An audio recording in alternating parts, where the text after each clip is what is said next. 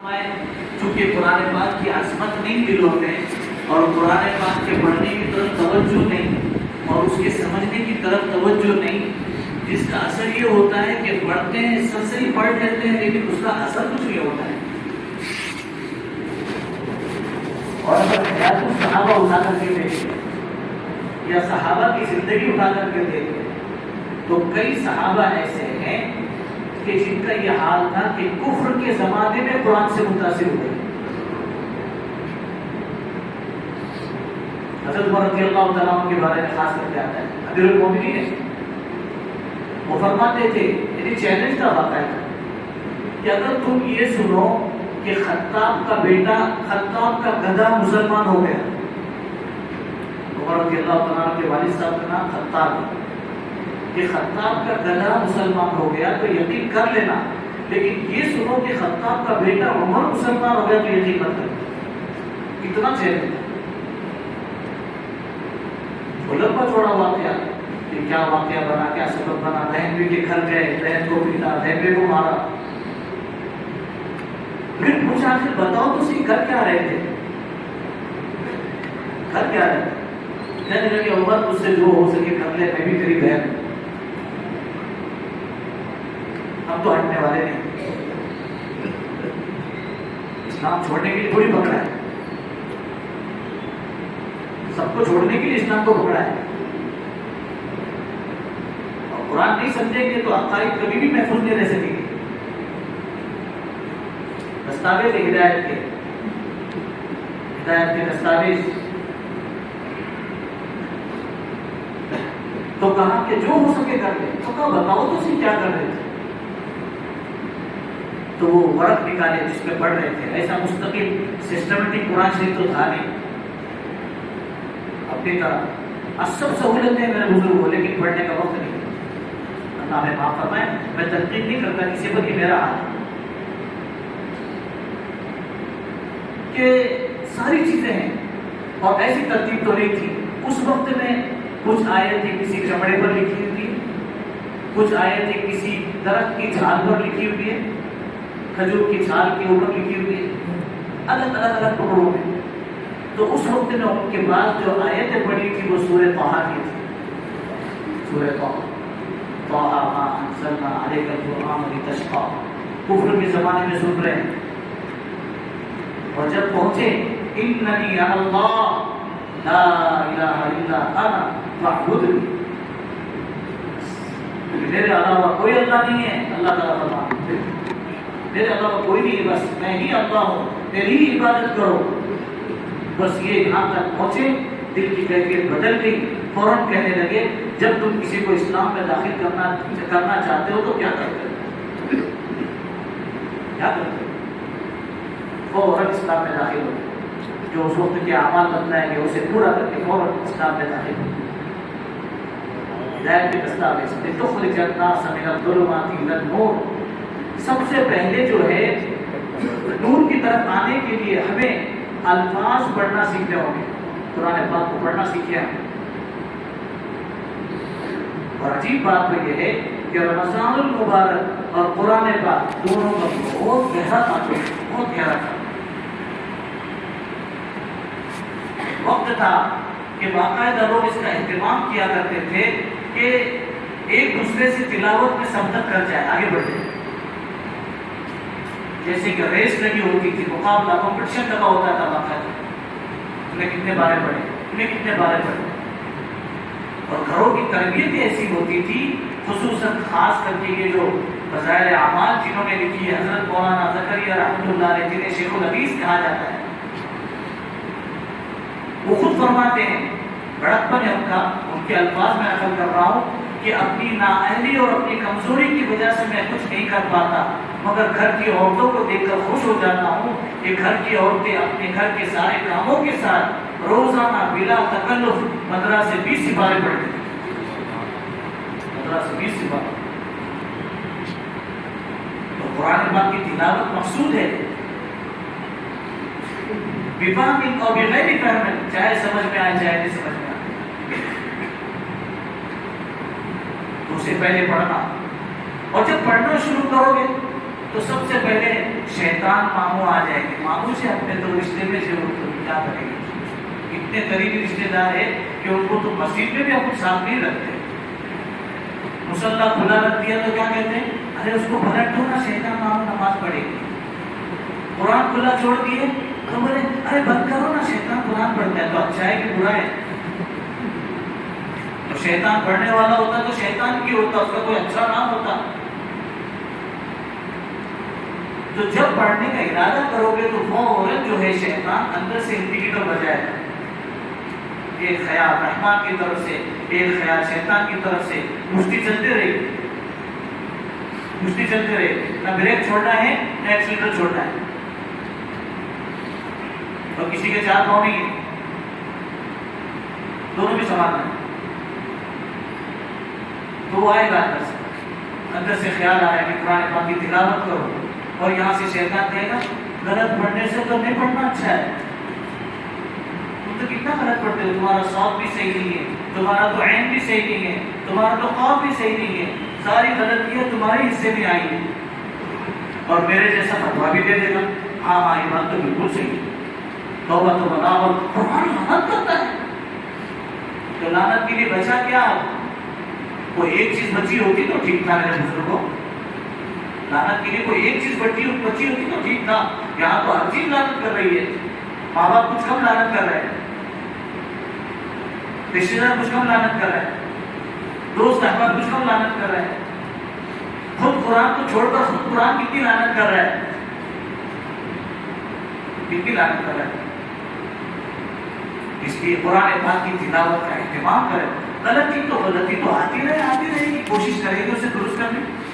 نیت تو یہ کریں گے اللہ پاک میں صحیح پڑھنے کا پکا ارادہ کرتا ہوں، اللہ مجھے سکھا دیجیے، سکھانے کے اسباب پیدا کر دیجیے، جس کے بعد جا کر سیکھنا تجھے پسند ہو وہاں تک مجھے پہنچا دیجیے۔ عجیب بات تو ہے، پونا اسٹیشن پہ کوئی اتر گیا اور وہاں پوچھ رہا ہے گولڈوا میں کوثر باغ کی مسجد کدھر ہے، تو وہاں سے رکشہ والا اس کی رہبری کرتے ہوئے اس کو یہاں تک لا رہا ہے، ہم اللہ سے ہدایت مانگ رہے، اللہ ہدایت نہیں دے رہے۔ سبحان اللہ، اللہ کو بول رہے ہیں کہ اللہ ہمارا یہ مسئلہ ہے اسے حل کر دے، تو اللہ حل نہیں کر رہے، اور اللہ فرما رہے ہیں میں تو تمہاری ماؤں سے بھی زیادہ تم سے محبت کرنے والا ہوں۔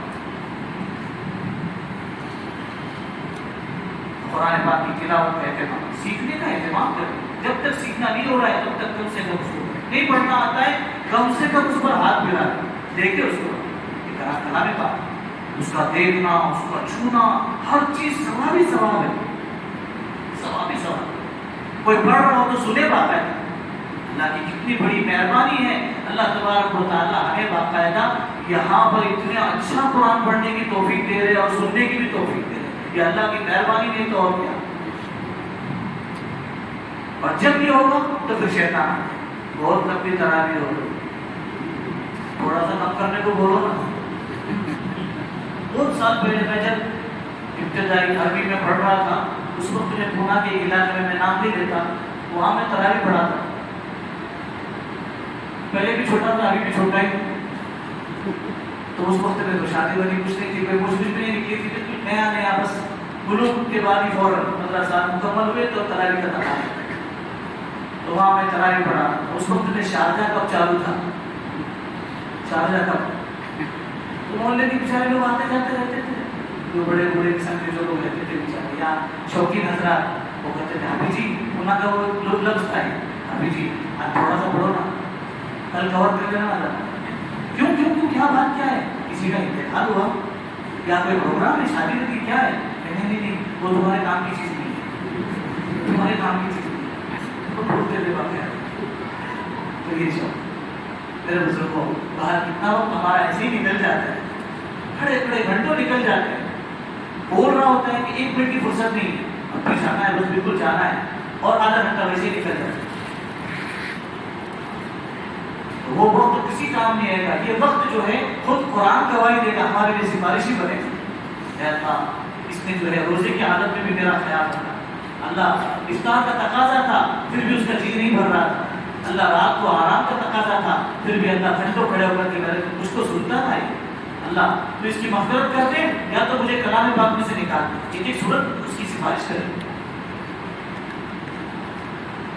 اس لیے قرآن پاک کی تلاوت کا اہتمام کریں، غیر محسوس طریقے سے ہمارے موڑوں میں خاص کر کے، چونکہ ہمارا یہ طبقہ زیادہ تر یہی سے متعلق ہے، غیر محسوس طریقے سے، یعنی اتنا دنیا داری کی طرف تیزی سے جا رہا ہے کہ رمضان کا عشرہ بھی گزر گیا تو بتا دو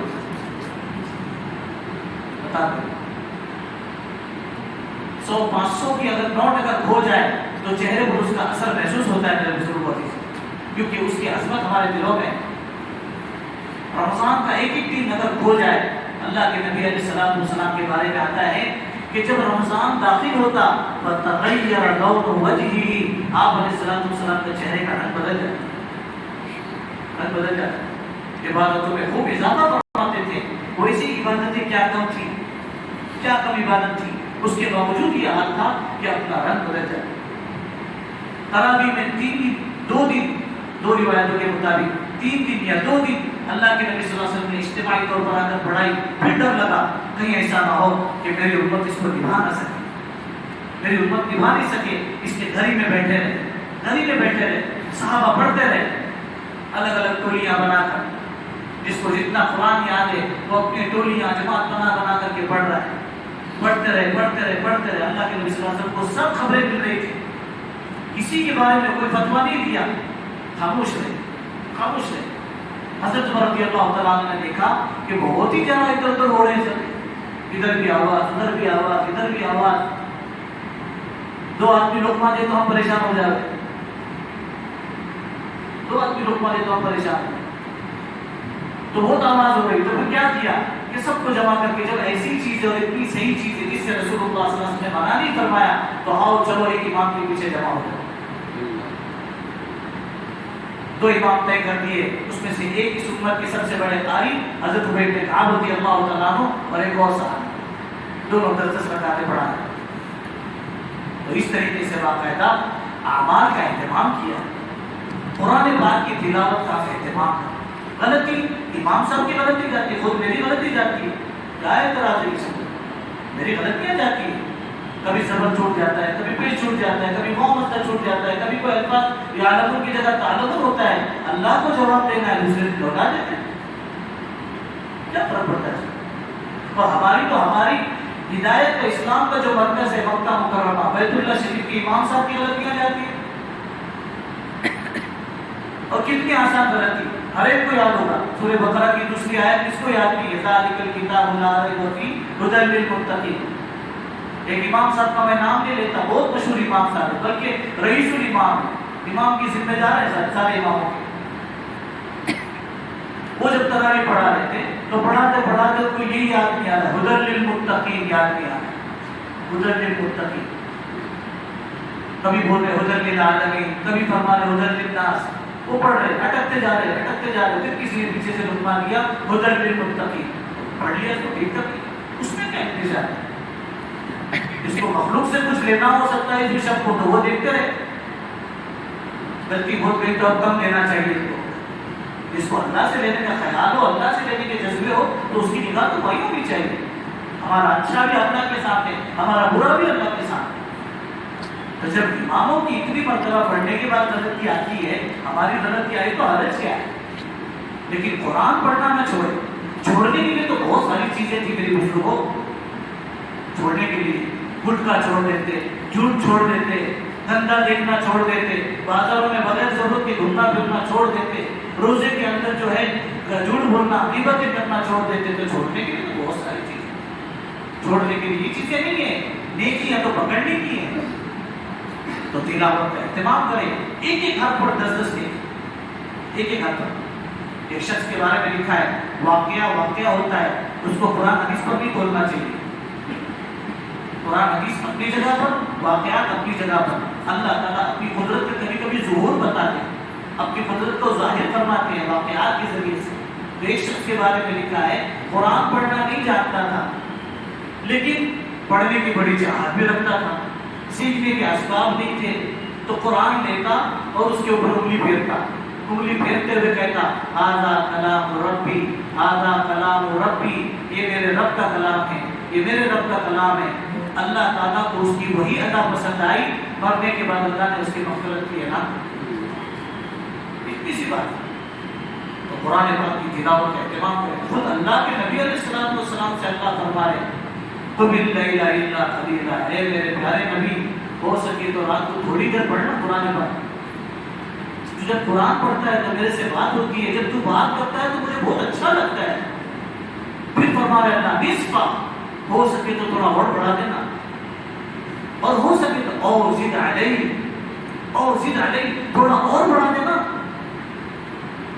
پھر اللہ تعالیٰ فرما رہے کیسے پڑھ، وَرَتِّلِ الْقُرْآنَ تَرْتِيلًا، میرے پیارے نبی ٹھہر ٹھہر کر اطمینان سے پڑھ. جب تو بات کرتا ہے تو مجھے بہت پیار آتا ہے. تو قرآن اللہ سے بات ہے، اطمینان سے پڑھنے کی عادت کرنا، اطمینان سے سننے کی عادت کرنا. میرا چیلنج ہے اتنے سالوں کا، اتنا بھی اسپیڈ پڑھو، اتنا بھی اسپیڈ بھاگو، 10 منٹ سے زیادہ اوپر ہو جائے تو کائنات تمہارے نام پر، اور وہ 10 منٹ مسجد سے باہر نکلنے کو لگے گی. گاڑی تلاش کرتے کرتے، چپل تلاش کرتے کرتے، باتیں کرتے کرتے، ایران توران کی کرتے کرتے، واٹس ایپ چیک کرتے کرتے 10 منٹ تو ایسے ہی گزرتے. تو وہ 10 منٹ ہمارے مرنے کے بعد کام آنے والے. اس لیے تھوڑی سی میرا انداز تھوڑا سخت ہوگا، چونکہ آج دوپہر میں ایک جگہ گیا اور کچھ جوانوں سے بیٹھ کر کے میں نے بات کی، میں نے پوچھا ان سے تو کہنے لگے ابھی تک ایک رکوع بھی نہیں پڑھا. اشرا گزر گیا، ایک رکوع بھی نہیں پڑھ سکتا. کیوں پڑھنا نہیں آتا ہے؟ کہ پڑھنا تو آتا ہے. اس میں سے زیادہ حیرت اس لیے ہوئی ہے کہ ایک بچہ جو ہے 15 پارے کا حافظ ہے اور ایک رکوع نہیں پڑھ سکتا. یہ ہماری سب کی ذمہ داری ہے میرے بزرگوں. یہ کسی کی ذمہ داری نہیں خالی کہ وہ دیکھ کے لے لیں گے، مولانا لوگ دیکھ کے لے لیں گے. نہیں، ہم سب کی ذمہ داری ہے اپنی حیثیت کے مطابق اپنے ساتھیوں کو امر بالمعروف کرنا، بھلی باتوں کا حکم کرنا، بری باتوں سے منع کرنا. یہ ہم سب کی ذمہ داری ہے. ہم اس امت میں پیدا ہی اس لیے کیے گئے ہوئے ہیں. شکلیں الگ الگ ہو سکتی ہے لیکن ذمہ داری ہے. یہ نہیں کہ آگ لگے بستی میں ہم ہماری مستی میں، نہیں، ہماری ذمہ داری ہے. باقاعدہ کسی غلطی کو غلط ہوتا ہوا دیکھ رہے ہیں تو اس کو پیار محبت کے ساتھ، شفقت کے ساتھ روک نہیں سکتے. کم سے کم دل کے اندر تھوڑے سے غمگین ہو جائے، اور وہ دل کا معاملہ ہمارا اور اللہ کیسے، اس کو اللہ جانتے ہیں کہ یہ کیوں بے چین ہوا ہے آپ اس وقت. اس لیے اس کا اہتمام کرے. واقعہ اپنے گھر والوں کو تاکید کرے، اپنے گھر والوں کو تاکید کرے کہ روزانہ قرآن پاک کی تلاوت، افطار میں، سحر میں ایک آدھ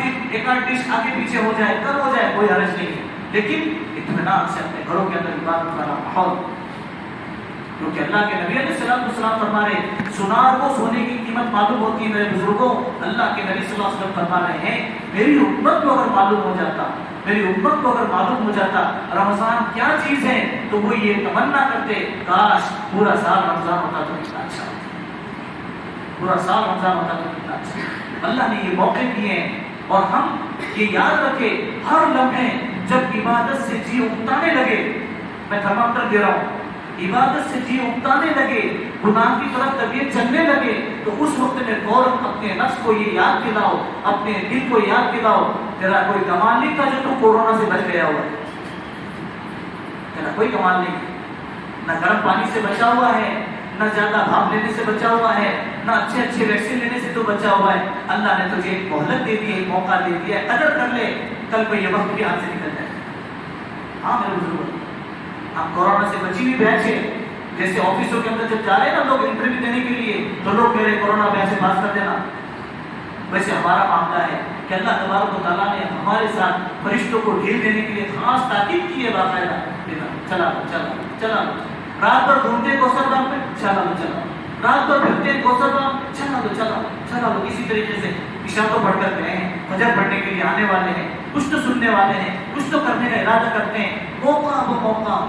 موقع اللہ کی طرف سے، اللہ کی قسم، کنٹینیو ڈھیل مل رہی ہے. اس ڈھیل کے اندر کتنے ہمارے ایسے بھائی بہن جو پچھلے سال رمضان میں ہمارے ساتھ تھے، لیکن آج منو مٹی کے نیچے دھرے پڑے.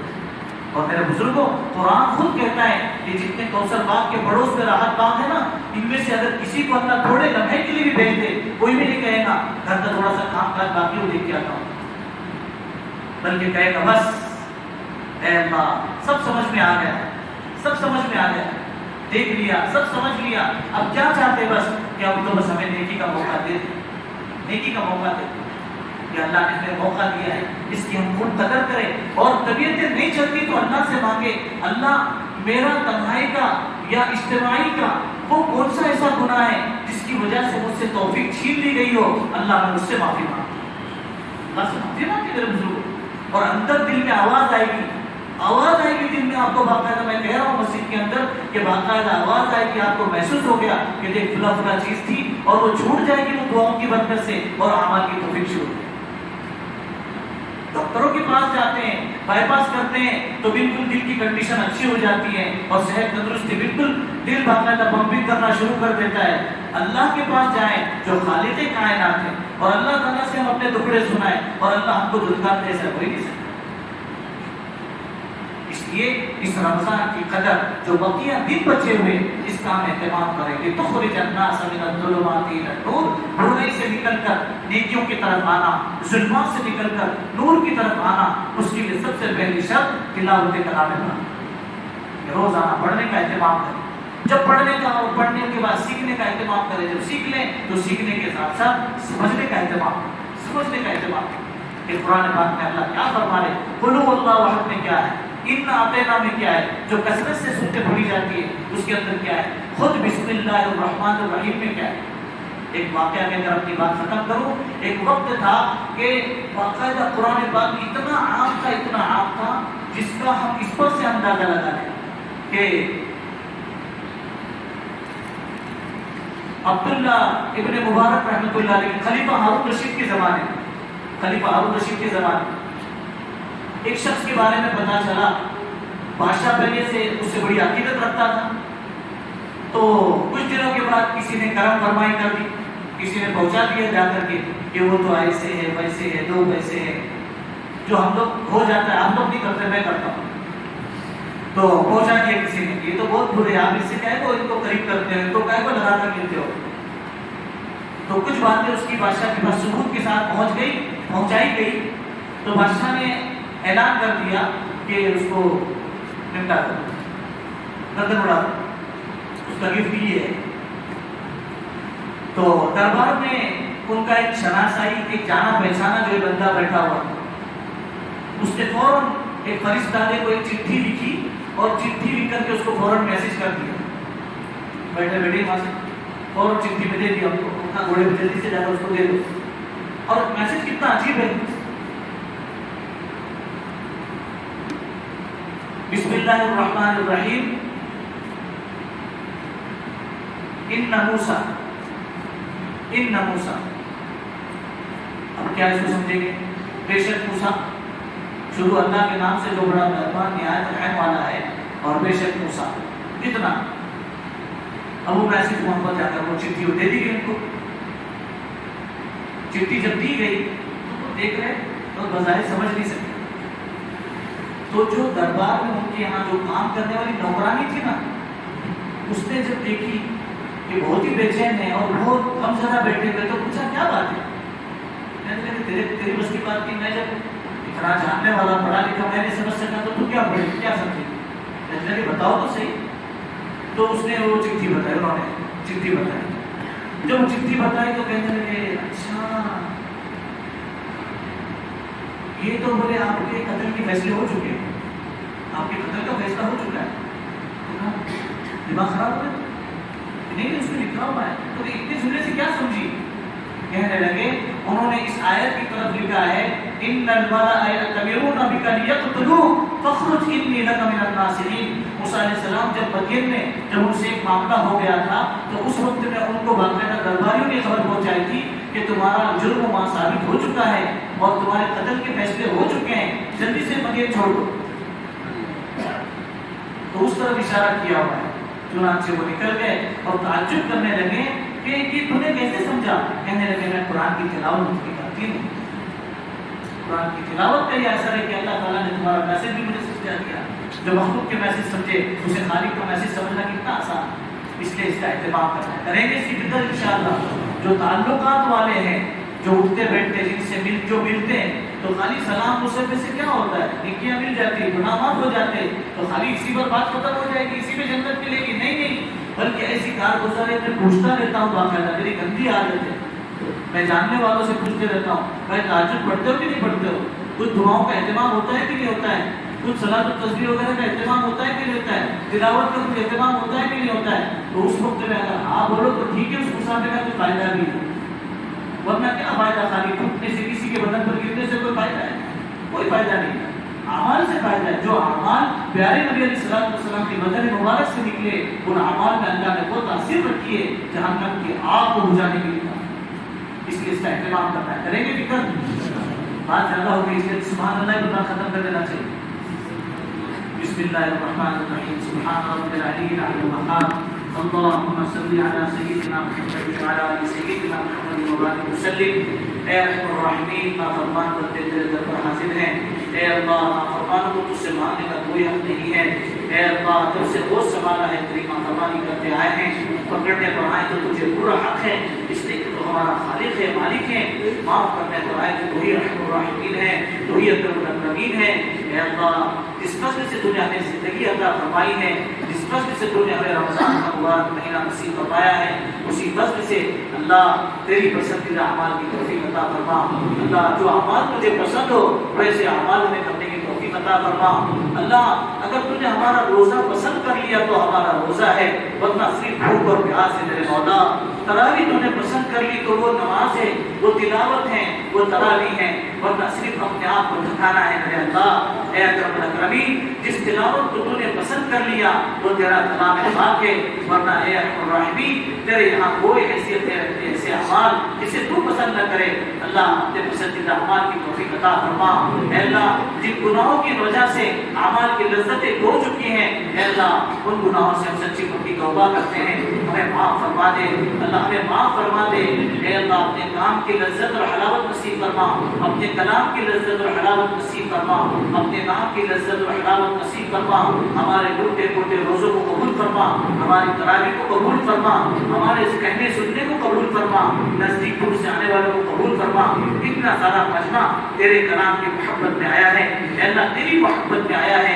اے اللہ ان کے تھکنے کو قبول فرما۔ اے اللہ ان کے نسلوں میں صلحاء، اتقیاء، اصفیاء، نیک اور صالح لوگ پیدا کرنے کے فیصلے فرما۔ اے اللہ ان کی اولاد کو ان کی آنکھوں پہ ٹھنڈک کا سامان بنانے کے فیصلے فرما۔ اے اللہ ان کی صلاحیتوں کو اپنی پسندیدہ جگہ پر لگانے کے فیصلے فرما۔ ہم سب کو خیر کا نمونہ بنا، شر کا نمونہ بننے سے ہم سب کی حفاظت فرما۔ اے اللہ اس بستی میں، اس سوسائٹی پر خصوصی طور پر اپنی رحمت نازل فرما۔ اے اللہ اپنی رحمت نازل فرما، بچے کو ہدایت کی دولت سے مالا مال فرما۔ اے اللہ بچے کو ہدایت کی حق کی محنت کے لیے قبول فرما، بری بات سے، برے کام سے، برے انجام سے تو ہم سب کی حفاظت فرما۔ اے اللہ ہم میں جو بیمار ہیں، بیماری کی وجہ سے اللہ کل تک ہمارے ساتھ تراویح میں شریک تھے، روزوں میں شریک تھے، اے اللہ آج افسوس کے ساتھ اے اللہ آنسو بہا رہے ہیں، اپنے گھروں میں بیٹھے اے اللہ بستروں پر سسک رہے ہیں، اے اللہ ان کی بیماری پر اے اللہ رحم فرما کر اے اللہ انہیں تندرستی کی توفیق، تندرستی کے فیصلے فرما۔ اے اللہ انہیں صحت تندرستی عطا فرما،